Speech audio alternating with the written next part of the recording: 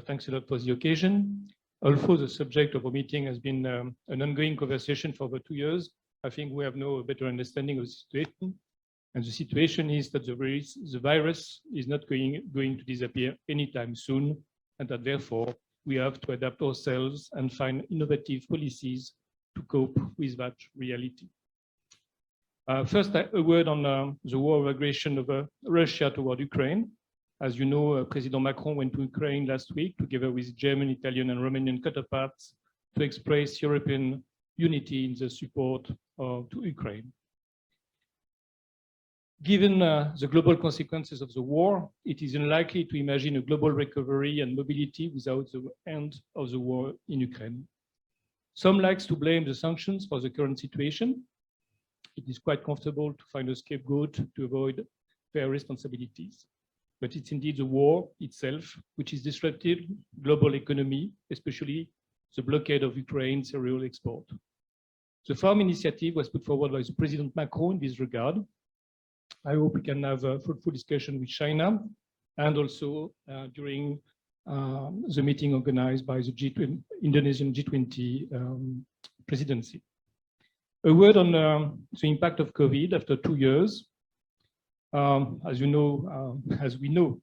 experience, China remains largely closed to visitors. We deeply regret it because it hinders the ability to have a real and meaningful political dialogue between European and Chinese leaders. We regret it because it obstructs cooperation. Flights between our countries are rare.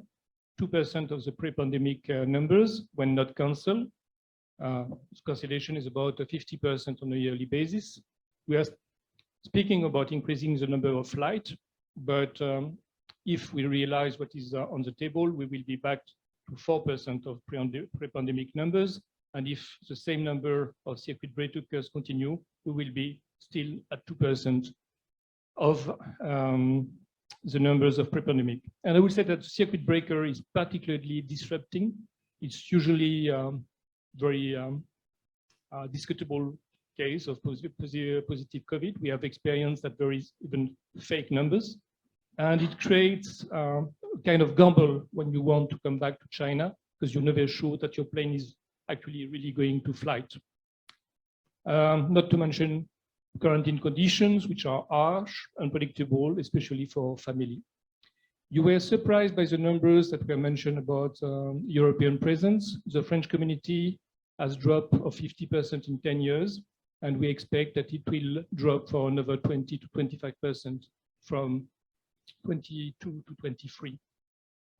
So we really need to have good news on that front because the consequences are already very clear. The recent outbreak, and especially so on Shanghai, which is our point of our business community, will have a fatal and long-lasting impact on investment strategy for companies in China. Most of the European firms report a deterioration of the attractiveness of China, both as an investment destination for the headquarters and as an expatriation destination for executive. Without any perspective of improvement, cooperation projects between our companies are under threat.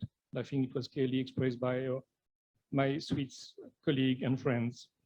So today's roundtable, in that sense, is a very good signal that China is open for discussions and that we have to, our relations remain solid, but we hope that this shared understanding will be followed by measures allowing political, economic, cultural, and human exchanges to thrive again and the long-awaited global recovery to finally arise.